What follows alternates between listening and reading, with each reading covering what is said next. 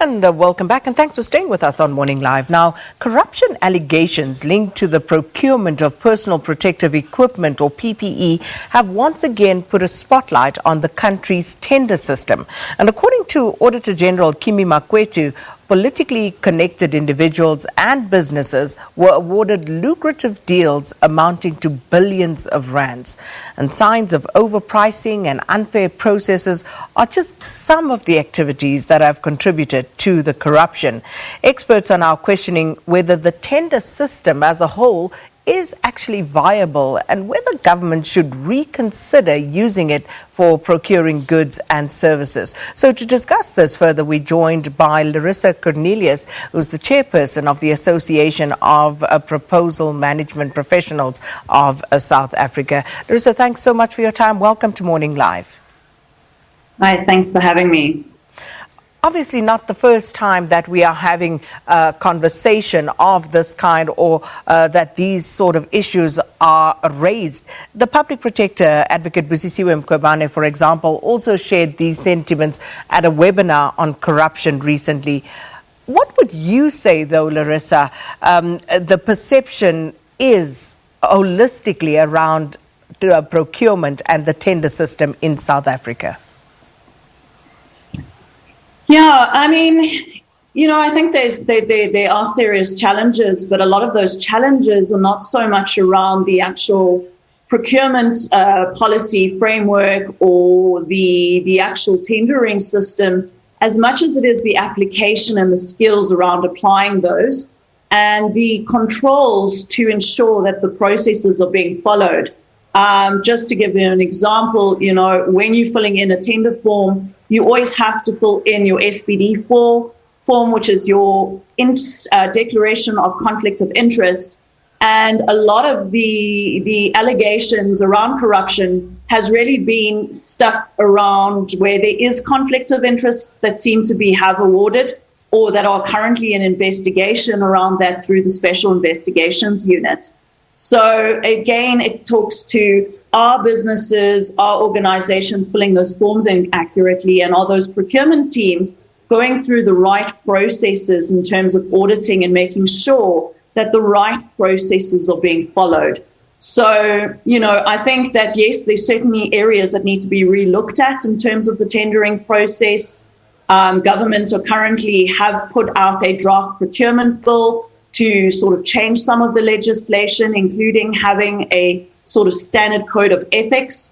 There's been feedback both from a smart procurement perspective as well as feedback from an APMP perspective towards what kinds of elements that should be relooked at to make sure that that process and that tendering process is more fair and equitable so that it aligns to the Constitution. But there certainly are a lot of controls in place. The problem is actually whether those processes and those procedures are being applied effectively and controlled effectively through an audit trail. What would you say, Larissa, seem to be the main gaps in the system as it currently exists that actually render it so vulnerable to manipulation and fraud? I think the biggest challenge is really around skills and around culture. I think culture is probably the biggest thing. And it's, when you look at any kind of organizational culture and having a culture around anti-corruption, making sure that we have professionals in the space, whether they're on the tendering or on the procurement side, ensuring that they're following a code of ethics. But it doesn't help just having your teams being professionalized and skilled. It also warrants around having the higher management levels buy into the strategic nature of those specific functions. That becomes absolutely critical. And just an example of that, part of the conversations is really making sure that whistleblowers around corruption and fraud feel protected to be able to declare where they believe that there may be malpractice.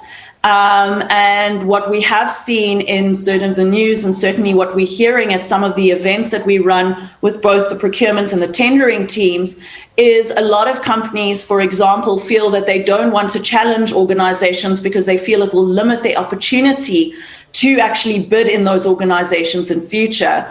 where a lot of the procurement teams actually feel that their lives are at risk should they actually declare fraud and corruption. So, I actually think that's the biggest challenge is upskilling people and providing tools and processes and systems in place that allow whistleblowers to feel safe in actually raising concerns around fraud and corruption, and then putting fundamentals within these businesses to ensure that professionals working on tenders, proposals, and on the procurement side are following a code of ethics and are trained efficiently to identify various risks that may indicate where there may be malpractice.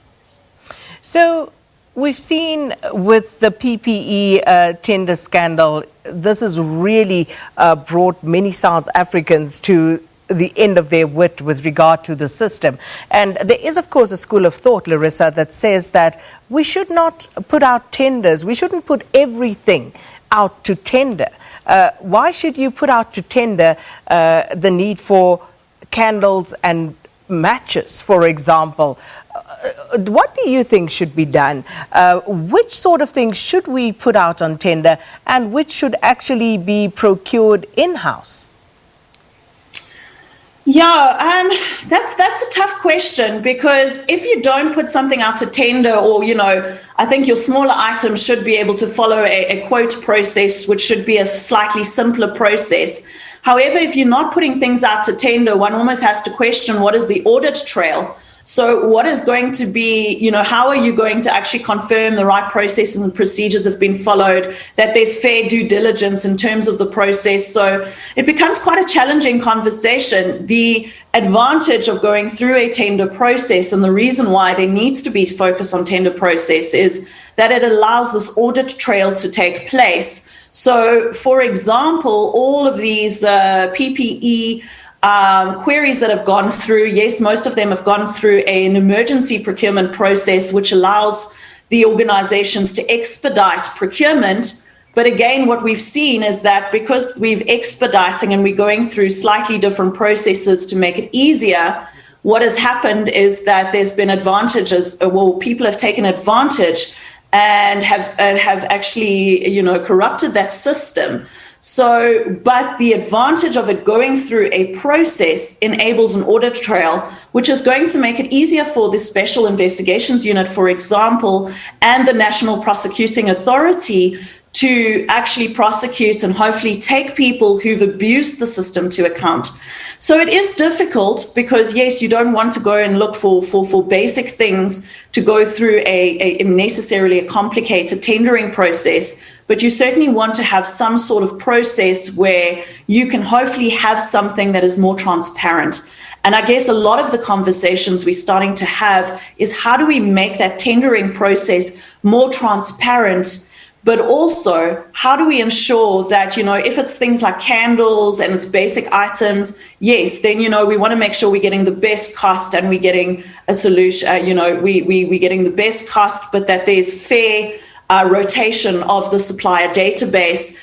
But we also want to understand when it's more complicated, more onerous type of solutions or services, that we also not just getting necessarily the best price, but we're getting the best value for the particular opportunity. And through that, you need to have, yes, a procurement process with a track record, but you also need to be enabling that you're getting the right kind of value and delivery in terms of the functional specifications. But that seems to be something that we have been struggling with in the system, Larissa, because in as much as you have these issues highlighted around the PPE tender scandal, these things have been going on since time immemorial, since that tender system came into effect.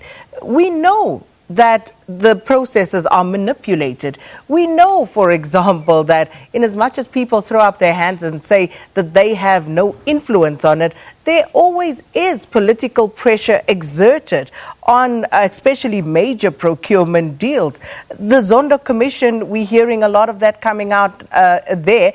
But as I say, these are not things that we don't know. You mentioned the law enforcement agencies. What's your impression around the role that law enforcement agencies are playing in this regard, and also government's attempts to hold people accountable, because this seems to be going on unabated, where the system is just manipulated and it seems to be a free-for-all.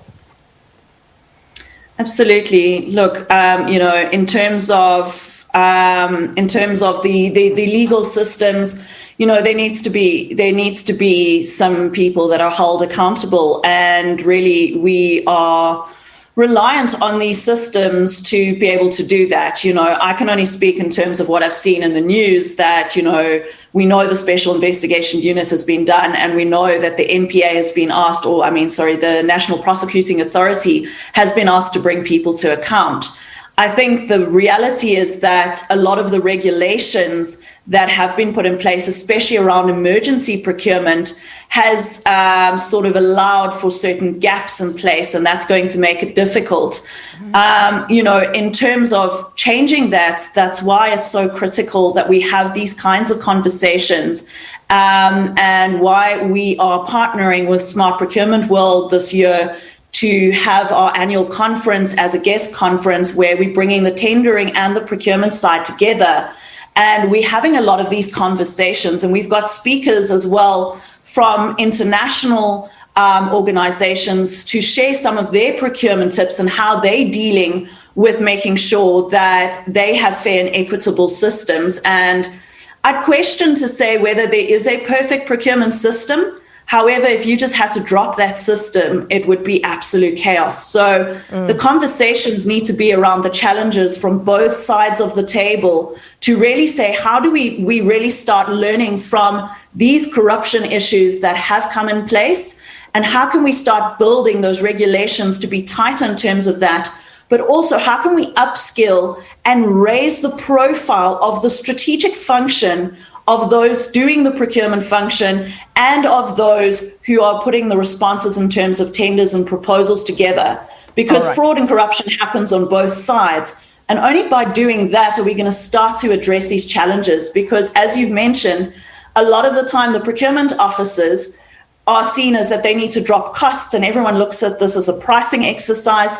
The reality is procurement's function is to make sure they're minimizing risk, ensuring delivery, and maximizing value. So, it's really getting the understanding of what these roles are, and making sure that there are functions and controls in place to efficiently drive what needs to be driven around these processes and these procedures, to really get them to work efficiently. And yes, Larissa, certainly. Sorry. Yeah, we unfortunately are going to have to leave it there. We can talk a lot more about this, as you say, a very important discussion.